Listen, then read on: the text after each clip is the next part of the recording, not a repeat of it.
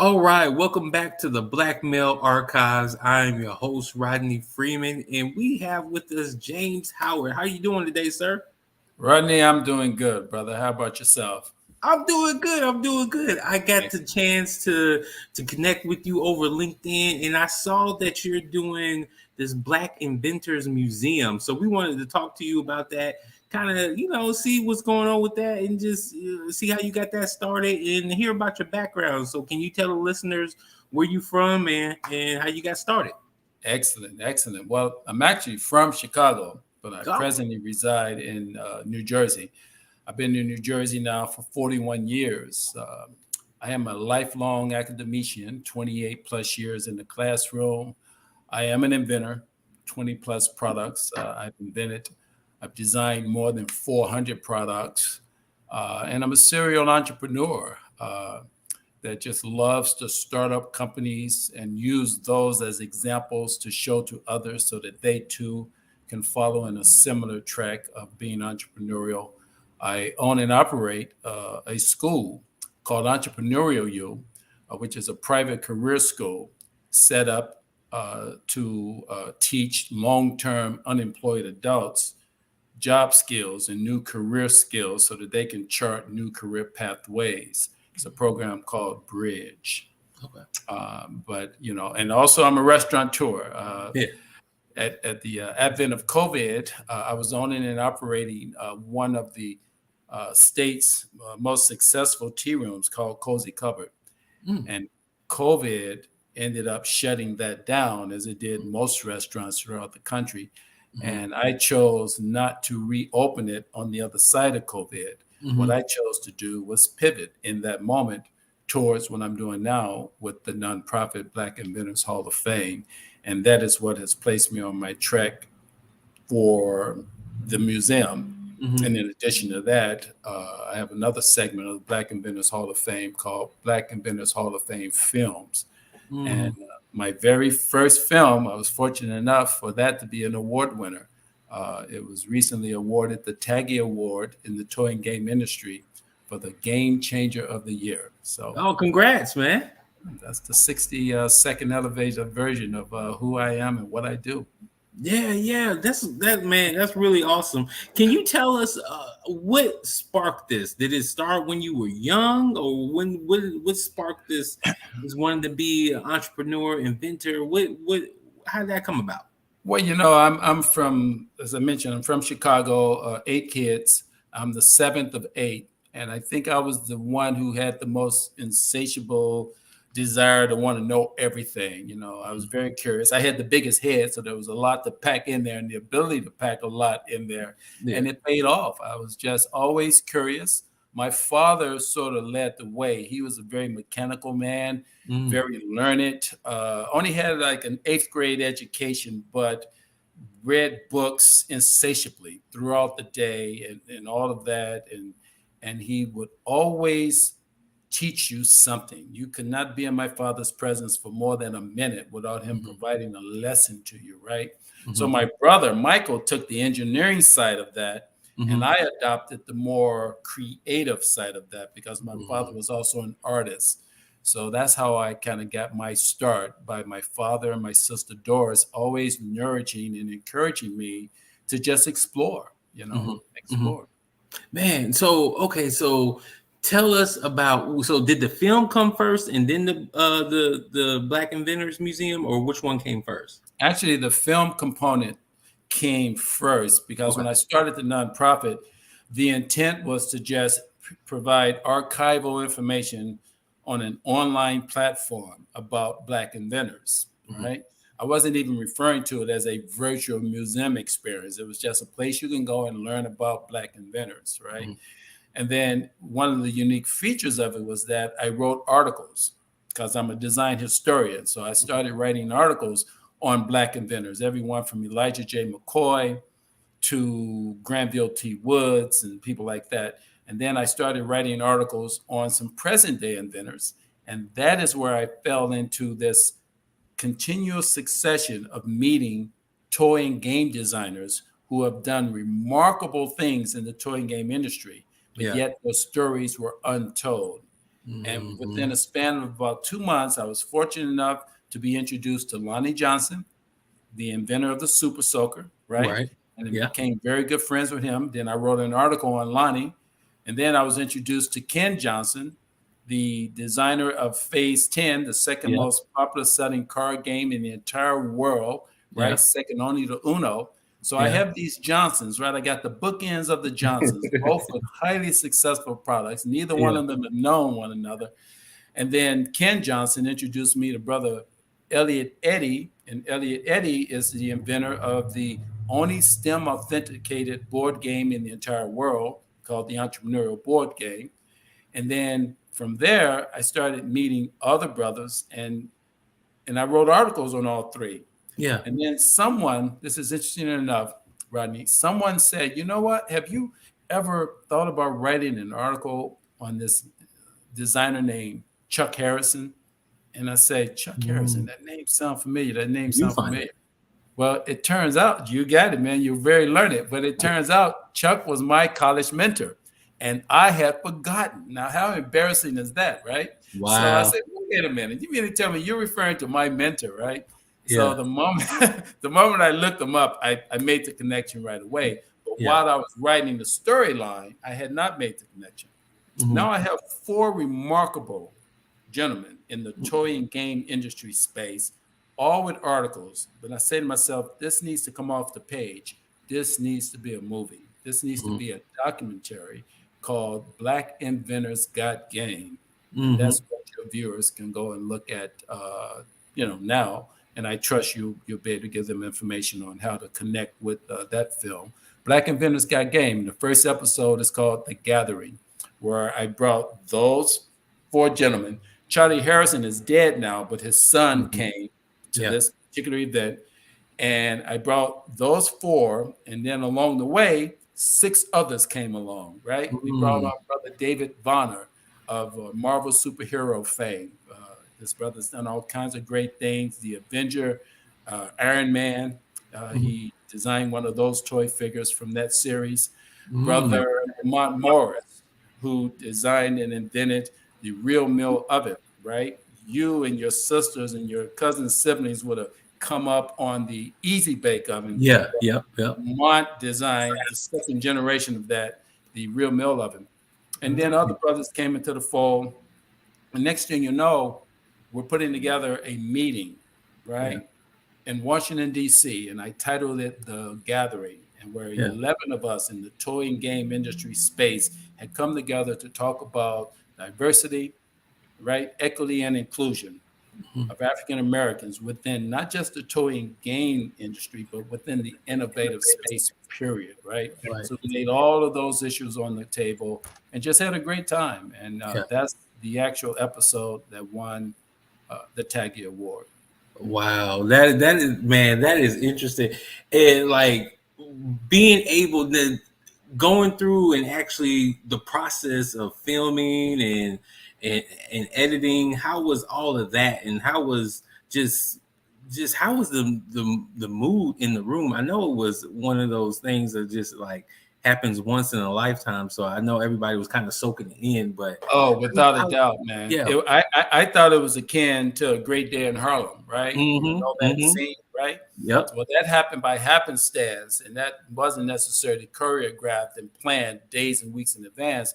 I had the luxury of planning this, but we did do the day before, we did pre-screening and pre-shooting because I brought everybody in the night Mm-hmm. before, right? Mm-hmm. So we had a cocktail hour, and there's this really neat scene in there where a guy from Google, of all people, was a big fan of Lonnie Johnson's. And when he saw us Mm. all right there at the bar enjoying our cocktail hour and getting to know one another, Yeah.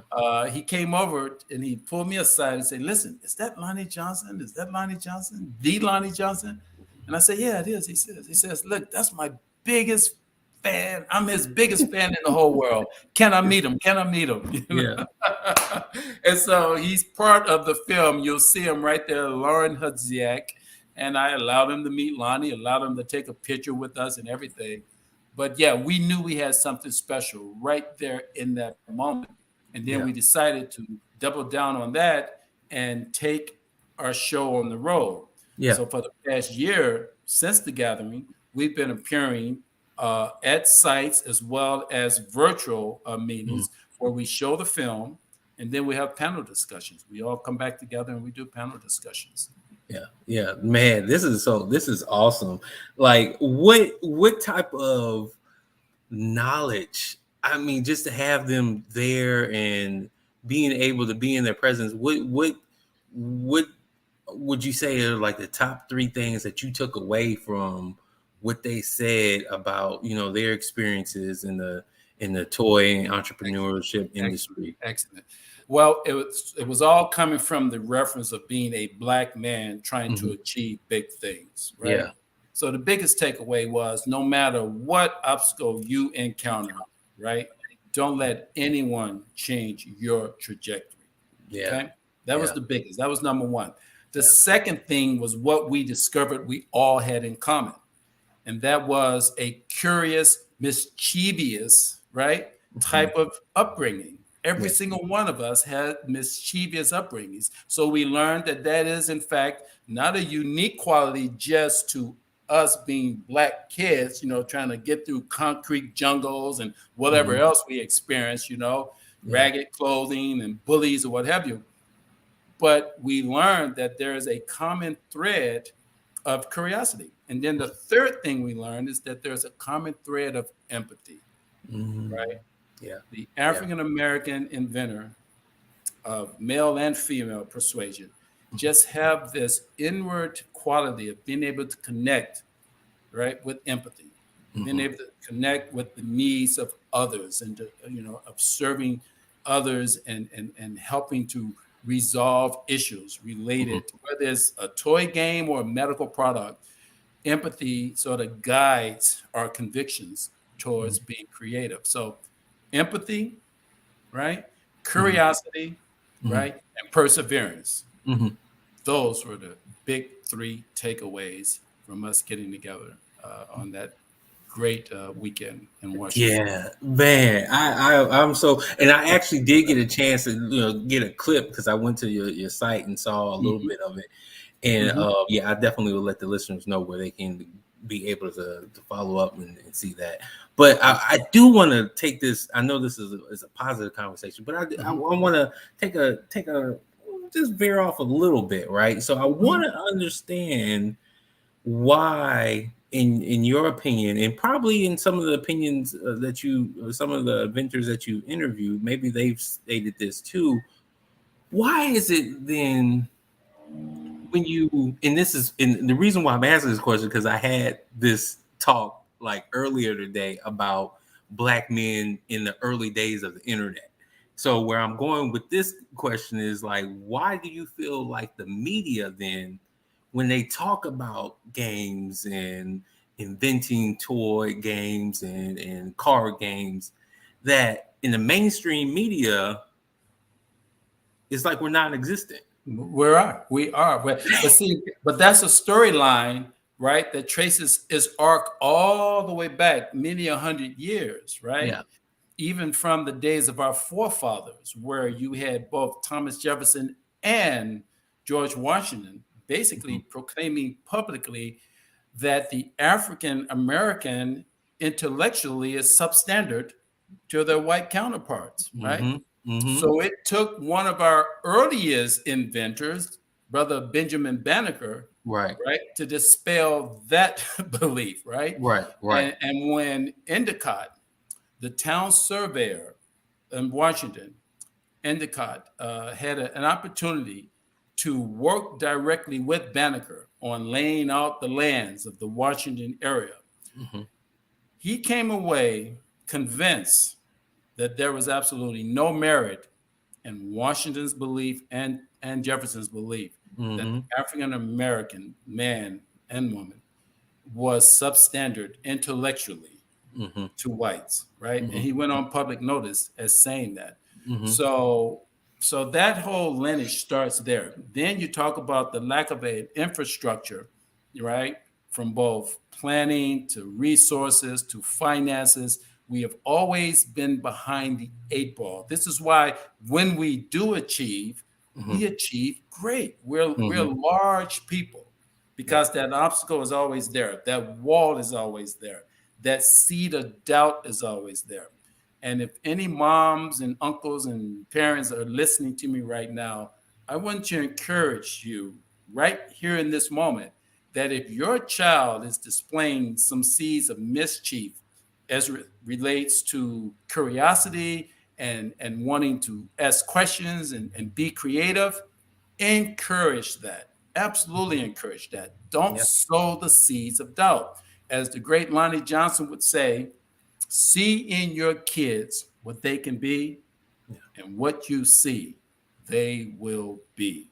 Yeah. Right. Yeah, man. That's awesome. So, we're gonna always have that added edge. But what happens is because of those obstacles, because of that wall, that ceiling that tends to always be over our heads, when we do achieve, what we achieve is usually large, it's Mhm. dynamic, it serves a wide populace. And my goal, which is the reason why I'm doing the museum, is to bring to the public's awareness that as a people, we are more than just sports and music. And that too gets back to your question as well, right? Yeah. And that we have sort of been pigeonholed and stereotyped into realizing that our real grandness and our only grandness and capacity is in sports and music. And that is totally debunked. So at the Black Inventors Hall of Fame Museum and Science Learning Center, STEM Learning Center, you're going to meet some scientists who have done great things on the same level as the Thomas Edisons, right? As the Mhm. Teslas and all of these people, as the Maxims. We have been on par with our intellectual property uh, abilities and with our pioneering genius. We have been on par with our white counterparts from day one, even Mhm. prior to abolition. We have shown the ability to be absolute geniuses when it comes to thinking and Yeah. when it comes to solving problems. And Yeah. this is what the Black Inventors Hall of Fame Museum, which is scheduled to be located in Newark, New Jersey, and opening up in the year 2025, this is what it is going to dedicate itself to. It will be the only museum in the country dedicated exclusively to the pioneering genius of African American inventors and innovators over the past 400 years. Yeah, yeah, that's amazing. That's amazing. And you had a perfect segue of, one in the parents encouraging the young ones to, that curiosity and finding and being Gotta able to encourage it, man. explore, right? But how can we continue to just expose especially young black boys and young black girls to STEM? How can we continue to do that? One way to do that, again, is to encourage, all right? And then two, put material in front of them. Encourage them to, hey, if you got to stay on that cell phone, get off Twitter. Go somewhere where you're going to learn something. Revert back to some of those old days of looking up encyclopedias, right? Mhm. Google doesn't have all the answers. You got to look, you got to open up books, you got to go to libraries, you have to go to museums. So we as adults need to show kids that there are more options than to just become totally absorbed in their cell phones, right? Yeah. There's so much more to this earth. So take them places, take walks, go Mm. places, try to find Yeah. nature because Yeah. these concrete jungles that unfortunately we were subjected to during the ghetto days, particularly in the large cities from the Houstons to the Chicagos and the New Yorks and all of that, this concrete jungle ended up taking away an ability for us as creative individuals, right? Mhm. To just be exposed to nature. All of these things help to Yeah. make for a complete left brain thinking, right brain thinking individual. And if truth be told, that's probably the key to my success because on days that I got bored, I would leave the house and I would take long walks through what was called Washington Park, one of the largest parks in all of Chicago on the south side. I would Mhm. just take long walks and get lost in space, man. Yeah. Daydream, daydream, daydream all day. And I think that's part of the key. Our environment, and there have been books written on this subject, there have been lots of talking on it. Our environment, too, has played a role, right, in encouraging some of the plight that we find ourselves in, right? Yeah. Yeah. Prisons, gangs, warfare, whatever it takes, we have created in the past, because trust me, things are changing right now. We need to Yeah. get out of this whole ghetto mentality that the man has done something to us. We have the capacity to break through that. And Mhm. something as simple as the gathering provides some of those answers, man. Use your creative abilities, push hard, don't let anyone bully you, as exemplified in brother Elliot Eddy when his friends laughed and sneered at him for wanting to design his own, series of Spider-Man comic books.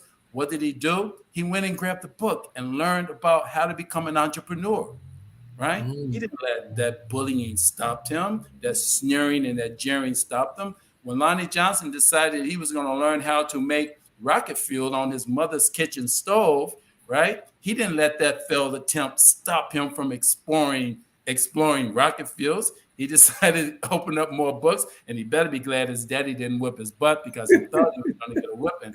But his father and his mother encouraged him rather Right. than, again, that's an example, seeing your kid what they can be Hmm. and what you see they will be. So his father saw in Lonnie a future aerospace engineer. Yeah. He saw in Lonnie a future inventor, and Yeah. he's become all of that. So we have let our environmental conditions and plight sort of shape our trajectory early on. But even in that, Rodney, we were still accomplishing big things Yeah. of which have gone unnoticed. And this is again why our museum is so, so important. From Yeah. A to Z, we have just covered the whole gamut of innovative contributions that have advanced this country over the Yeah. past 400 years. Man, that is amazing. That is amazing. And yeah, I mean, definitely we want to make sure we get the word out about this. What other programs and projects are you doing right now until the museum opens up?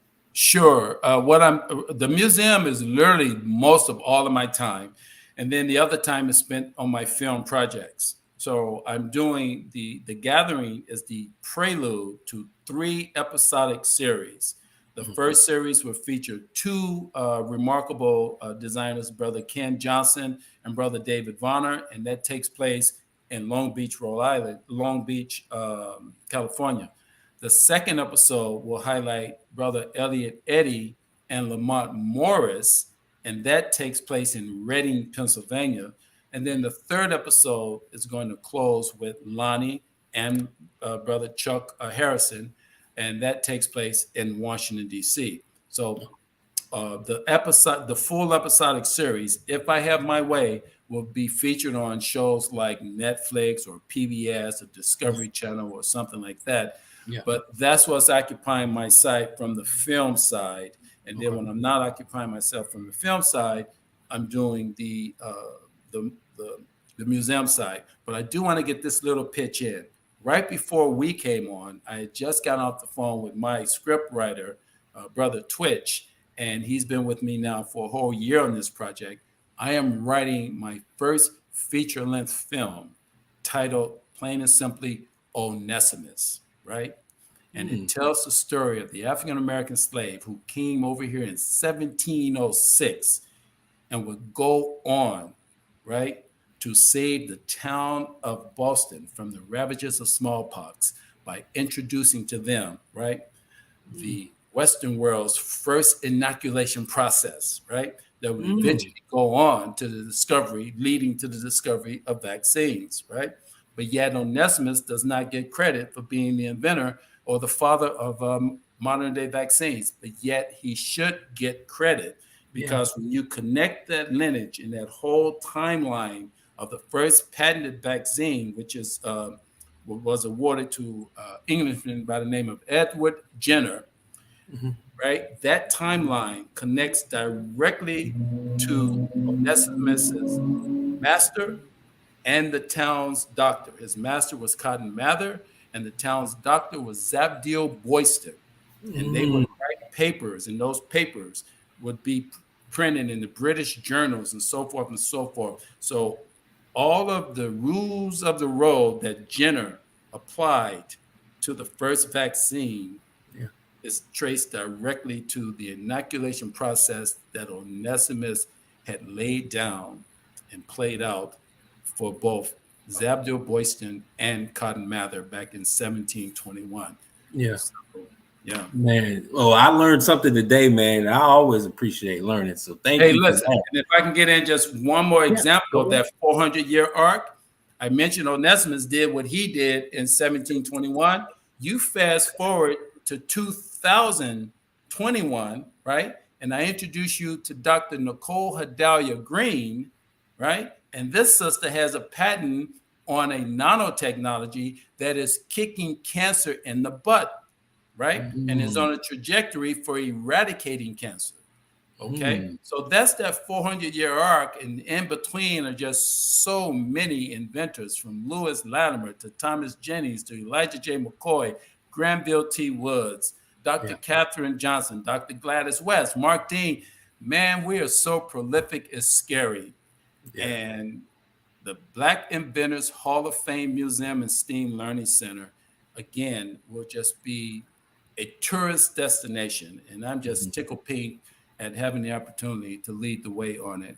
And if any of your customers or your viewers are interested in learning more about it, they can go directly to my website, bihof.org, bihof.org, and you can learn more about the museum, and you can even learn ways in which you can help support the cause. We would love to have you as part of that entire journey. Man, sir, thank you so much for. I know this is a quick 30 minutes, and I know we could probably go on for some time talking about this, but we definitely are going to follow up with you, check in, make sure that we support you. But again, thank you so much for being on this podcast of the Black Male Archives, where we capture, curate, and promote positive stories about Black men, which you all want to. Thank you, sir, for being on this, and yeah, thank you for your time. Brother Rodney, measure for measure, it was no better pleasure. I really thoroughly enjoyed this moment with you. Thank you for having me. Thank you again. All right.